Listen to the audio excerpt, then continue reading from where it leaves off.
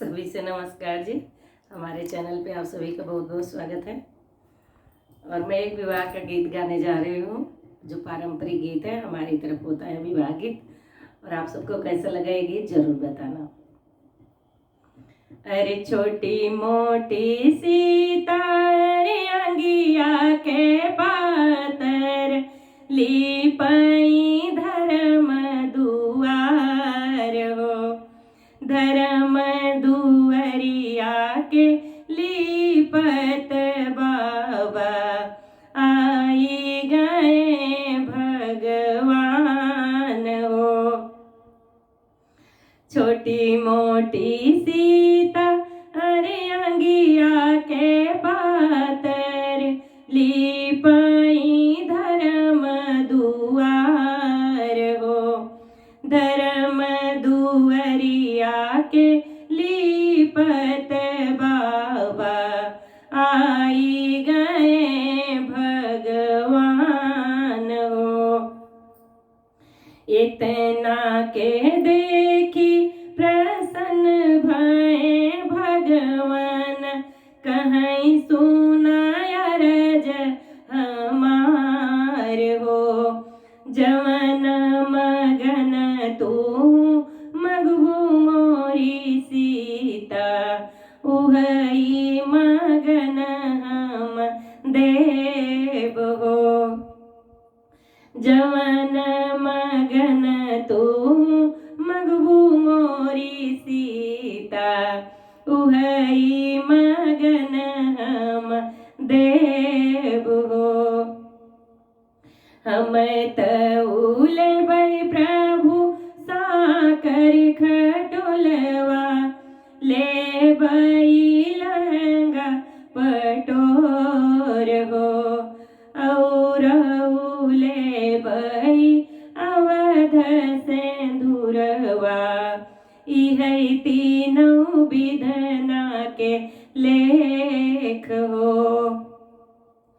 हम तउले बै प्रभु साकर खटोलवा, और ले बै लहंगा पटोर हो। हम तउले बै अवध सिंदूरवा, इहै तीनों विधना के लेख हो। कहाँ मिली है मोरी सीता साकर खटोलवा, कहाँ मिली है लहंगा पटोर हो।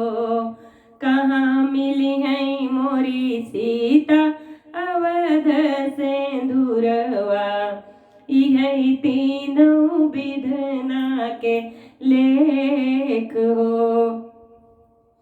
बढ़ई घर मिली हाई साकर खटोलवा, बजाज घर लहंगा पटोर हो।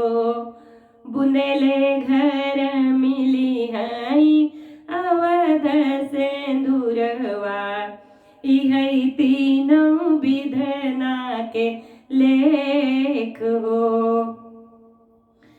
बढ़ई घर मिली है साकर खटोलवा, बजाज घर मिली है लहंगा पटोर हो। बुंदेले घर मिली है अवध सिंदूरवा, इहै तीनों विधना के लेख हो।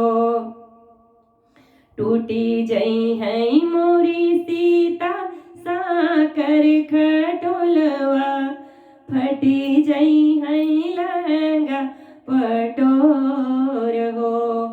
अमर रहे मोरी सीता तोहरा सिंदूरवा, इहै तीनों विधना के लेख हो।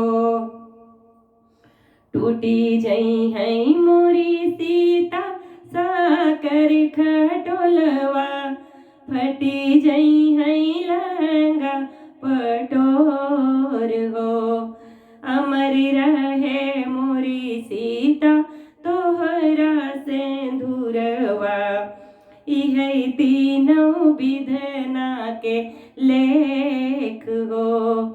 अमर रहे मोरी सीता तोहरा सुहगवा, मानहु बचन हमारे हो।